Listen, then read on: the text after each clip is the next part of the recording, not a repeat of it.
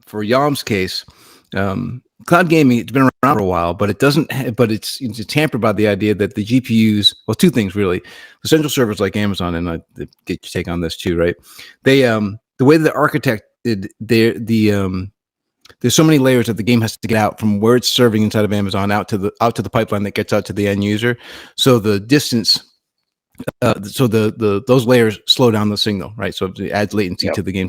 One of the I don't know if you heard about this. We haven't told you this yet, but one of the tests that we ran, we have a sample game running on our closed alpha network. They have it running at one of our on a node at a computer at one of our devs' houses in Amsterdam. Like it's just running inside of his house on a gaming computer, and they're passing the link around to the tech group, to themselves, all in the Amsterdam. They were checking to see if the Amsterdam office could reach out to his computer at his house, and I saw the link and I hit it. And started playing the game, and I had I'm in the States, right? I'm over here in South Carolina, and I was able to play the game with no real latency. I played the game off of his computer in Amsterdam, and we were, because it's just a peer-to-peer connection. When I told the tech team this, they were like, but when we tried to run it from the Amazon server in Amsterdam out to New York, I was in New York for a conference. It just didn't work. Latency was horrible.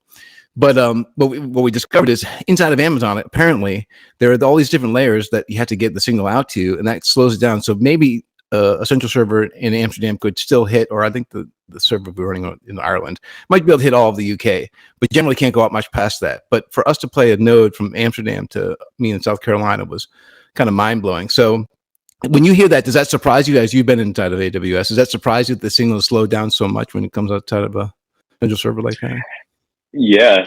I think it doesn't surprise me now because of sort of like the alternatives that we've been building in terms of like decentralized networks and DePINs and like even like CDNs, right? Like with AWS, like of course, you're going to get like a fully managed service that's fully taken care of and everything like that. That's like fully integrated.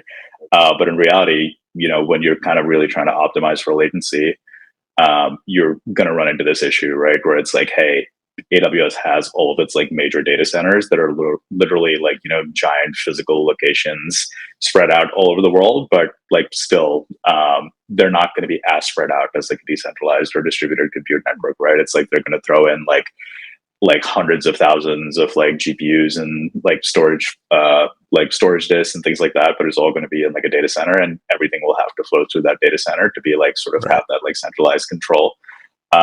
So yeah, when you kind of like compare it side by side against using kind of like a distributed network, like where the end user is being served by a node that's like a lot closer, like you start like physics is just on your side, right? Like at a certain point, like you just can't beat the speed of light. And then, when you literally displace the end user and like the compute node serving it like so close together, like you're automatically going to have an advantage.